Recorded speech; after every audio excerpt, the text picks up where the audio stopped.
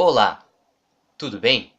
Esse vídeo é sobre a OBMEP, a Olimpíada Brasileira de Matemática das Escolas Públicas, destinado principalmente aos alunos que estão um pouco temerosos e preocupados com essa prova que está chegando. Pois é, se você nunca fez a OBMEP antes, ou então se você já fez a OBMEP, mas não deu aquela devida importância e esse ano quer fazer a prova para valer, sugiro que assista a esse vídeo. Aqui resolveremos 10 questões bem fáceis, bem tranquilas, que já caíram nessa prova. Se você já ganhou uma medalha ou então uma menção honrosa, esse vídeo pode parecer um pouco simples demais. Caso contrário, esse vídeo aqui provavelmente vai ser importante para você, beleza? Uma coisa, sugiro que você sempre pause o vídeo antes da gente resolver a questão aqui para você tentar fazer por conta própria e praticar, beleza? Primeira questão da OBMEP 2010 que caiu no nível 1.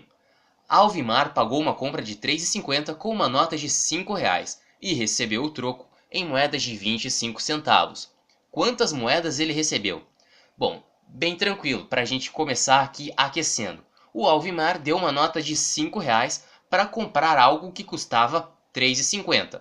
Bom, se custava R$ 3,50, quer dizer que ele pagou mais do que precisava, ou seja, o caixa vai ter que retornar um valor aí de R$ 1,50, certo? R$ 5,00 menos R$ 3,50 dá R$ 1,50.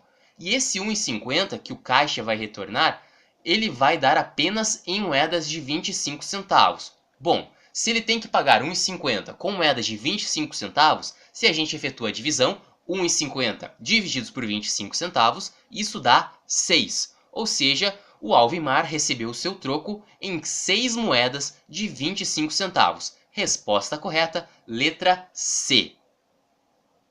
Próxima questão, também de moedas, da OBMEP 2011, que também caiu no nível 1. Marcos tem R$ 4,30 em moedas de 10 e 25 centavos. 10 dessas moedas são de 25 centavos. Quantas moedas de 10 centavos Marcos tem? Vamos analisar a situação. O Marcos ele tem 10 moedas de 25 centavos, ou seja, ele tem 10 vezes 25 centavos que dá R$ 2,50. R$ 2,50 do dinheiro total que o Marcos tem é apenas em moedas de 25 centavos. Só que o total de dinheiro que ele tem é R$ 4,30. Então, se ele tem R$ 4,30 ao todo e R$ 2,50 é apenas de moedas de 25 centavos, se a gente faz aqui a subtração, 4,30 menos 2,50, sobra 1,80. Em outras palavras, o Marcos ele tem R$ 1,80 somente em moedas de 10 centavos. Ora, se ele tem R$ 1,80 com moedas de 10 centavos, efetuando essa divisão aí, a gente descobre facilmente que o Marcos tem 18 moedas de 10 centavos. Resposta correta, letra B, 18. Agora a questão é da OBMEP 2010, que caiu no nível 1.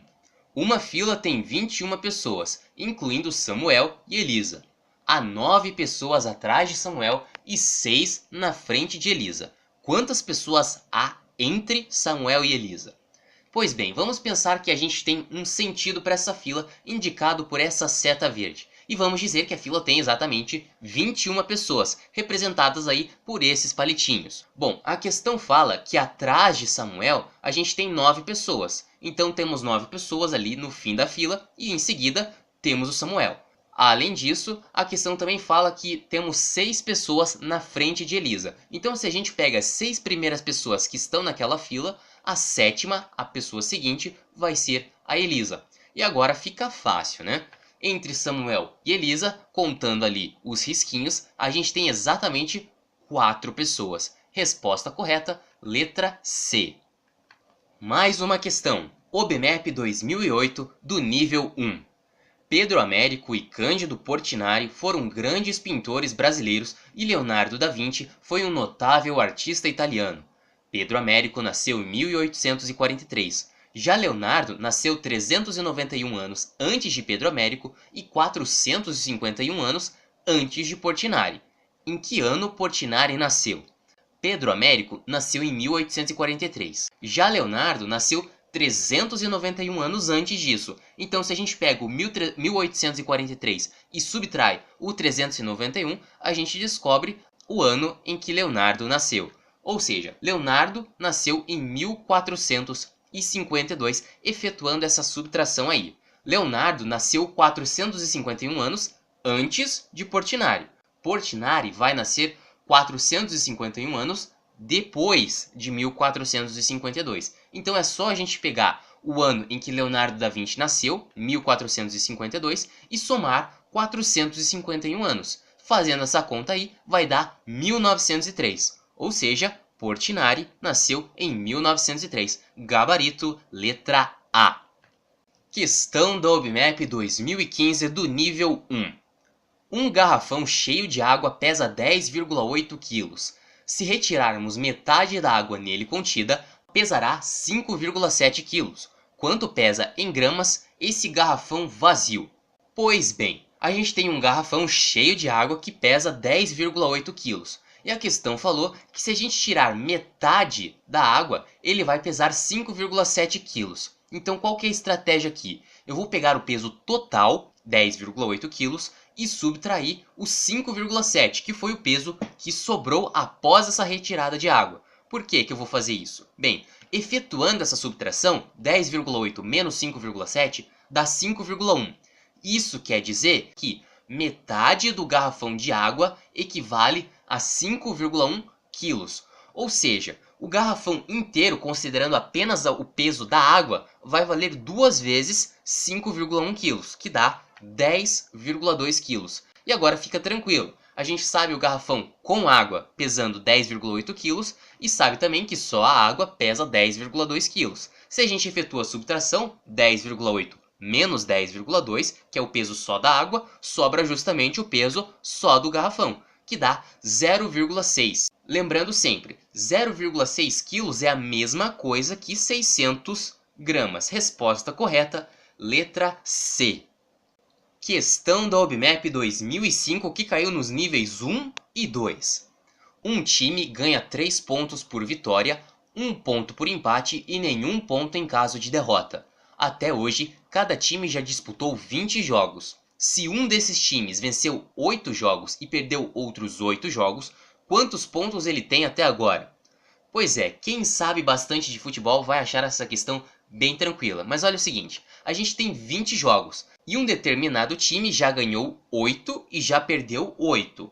8 mais 8 dá 16, só que ele jogou 20 partidas, então a gente tem que levar em consideração que ele teve 4 empates, certo? Se ele ganhou 8, perdeu 8, ele vai ter que empatar outras 4 para que a gente complete aí as 20 partidas. E agora é moleza. 3 pontos para cada vitória, ou seja, 8 vezes 3, porque são 8 vitórias, que dá 24 pontos, mais 1 ponto por cada empate, e são 4 empates, então 4 vezes 1, que dá 4, e nenhum ponto em caso de derrota. Então o total de pontos que ele vai ter ali vai ser o quê? Vai ser 24 mais 4 mais 0. 24 mais 4 dá 28, que corresponde à letra E. E essa é a resposta dessa questão. Mais uma questão da OBMAP 2010 do nível 2.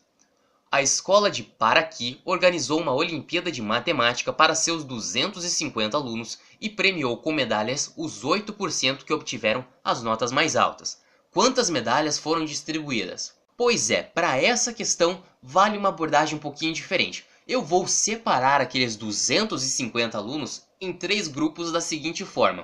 O primeiro grupo com 100 pessoas, o segundo grupo com 100 alunos e o terceiro grupo com 50 alunos, totalizando aí os 250. 8% de 100 é fácil calcular. 8% de 100 é 8. Então, daqueles 100 ali, do primeiro grupo, tivemos 8% de alunos com medalhas, ou seja, 8 alunos. A mesma coisa para o segundo grupo. Temos mais 100 alunos, então outros 8 vão receber medalhas. E daqueles 50 alunos que faltaram, como que fica? Bom, existe uma proporção. Se eu tenho metade dos alunos, eu vou ter metade das medalhas. Se eu tinha 8 medalhistas para cada 100 alunos, agora eu vou ter 4 medalhistas, porque eu tenho a metade de alunos, que são apenas 50. Somando todo mundo que ganhou medalha, 8 mais 8 mais 4, isso dá 20. E essa é a resposta dessa questão. Gabarito, letra E.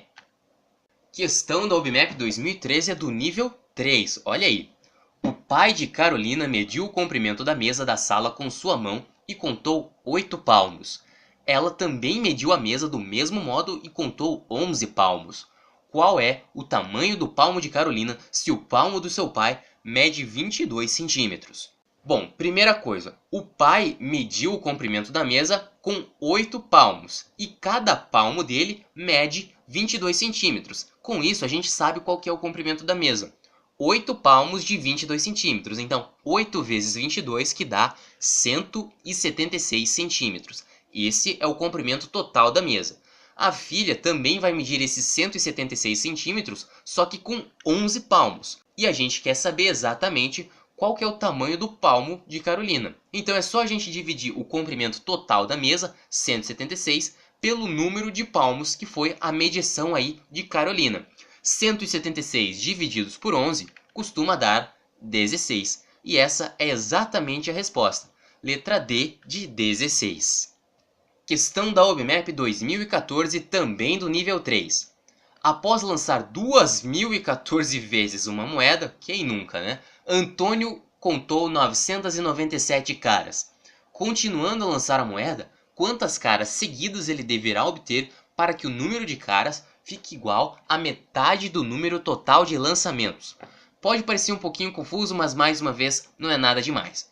Ele lançou 2.014 vezes uma moeda, e dessas 2.014 vezes ele teve 997 caras.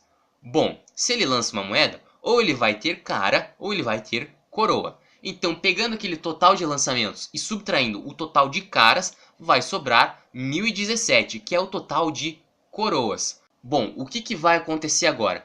Antônio vai ter que lançar a moeda mais vezes, de modo que metade dos seus lançamentos sejam caras. Então o que vai acontecer? Ele vai ter que continuar lançando a moeda e tirando caras sucessivas vezes, até que o número de caras fique igual ao número de coroas, porque assim o número de caras vai ser igual a metade do número total de lançamentos. Tranquilo? Ele já teve 1.017 coroas e 997 caras. Para que ele consiga igualar o número de caras e coroas, ele vai ter que fazer o quê? Lançar a moeda mais 20 vezes, porque se a gente subtrair 1.017 de 997, sobra 20. E essa é a resposta dessa estranha questão. Letra C, 20.